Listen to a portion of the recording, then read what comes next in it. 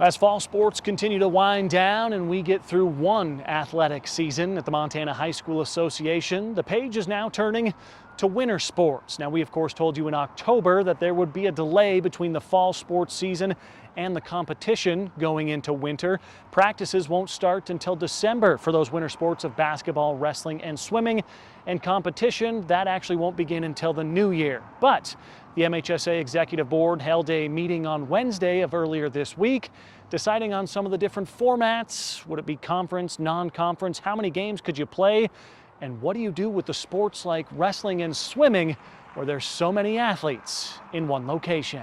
For regular season winter sports, it'll be up to the local county health departments in regard to spectators. So Montana's spectator policy will remain the same during the winter regular season, left in the hands of local health departments. But the MHSA Executive Board did make a slight adjustment on winter competition, moving that start date for games up just a couple of days to Saturday, January 2nd. Right, because the season's going to be shorter, it gives them an opportunity to have another contest date, because we know they're going to be practicing even over the break, because they could start that Monday, the 4th, which a lot of them may throw games on there, or would have. So by going to the 2nd, we think that's feasible, and having a weekend day for that would be great. And we know also that the schedule as it is, we're going to keep everything, our postseason and all that, as scheduled in basketball. Then we have adjusted it for swimming and wrestling. So by doing this and allowing those contests, it gives them more opportunities to get those in.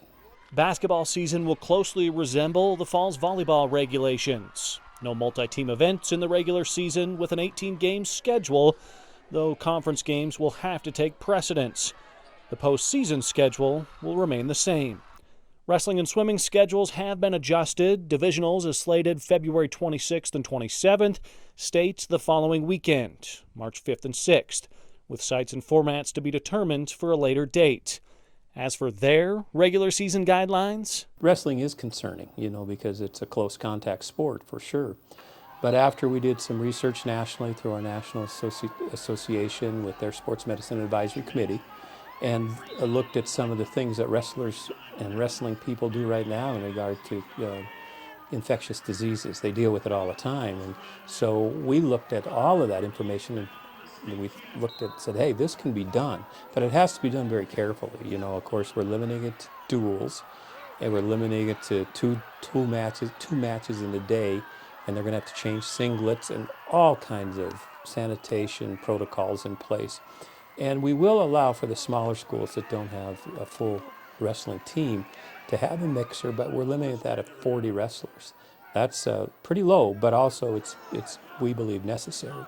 So I think everyone's going to have the opportunity to wrestle. They're going to be able to do it with these requirements.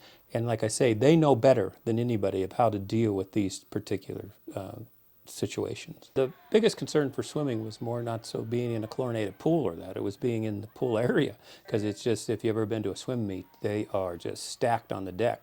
So our swim committee from the MHSA got together by Zoom on Monday, and they did a fantastic job in putting all this together.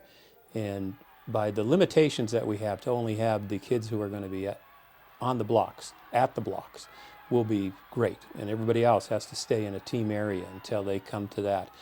All of those things are going to be really important, but also the idea of being able to virtually swim, to have one team in one pool and one team 300 miles away in another pool, is really a great idea, because it can happen, because the pools are the same size, everything's there, the conditions are the same, and then they're able to do that, because we also in Montana lack the availability of pools.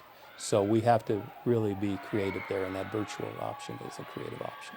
Only 2 weeks remain in the MHSA's fall sports calendar, which admittedly seemed questionable back when fall practices began in August.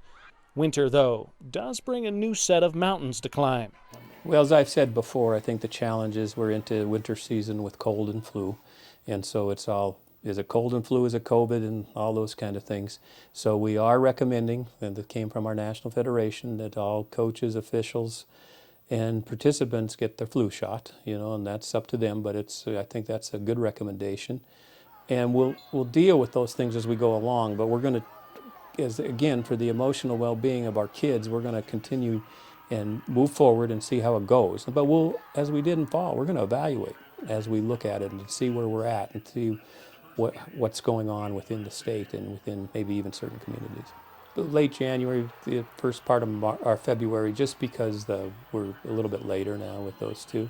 But we'll start looking at that time and see where we're at, and then start to put together some formats. As you know, and we appreciate all of our schools being flexible, because we've had tournaments have to be canceled in volleyball to go to, because they couldn't get host sites, to go to playoffs. And they're doing that, and they're doing it well, and things are getting along. We're going to get this fall season in, and we're happy about that. But we're going to have to look at that too and be ready to be flexible with our winter sports postseasons. And maybe the biggest takeaway there from Mark Beckman at the MHSA is they will continue to evaluate how things are going with COVID-19, the regulations and guidelines that are in place. So not only will they have to get together and figure out where those postseason events will be held, but will they have to change any of those guidelines along the way? Reporting in Helena, Richie Melby, MTN Sports.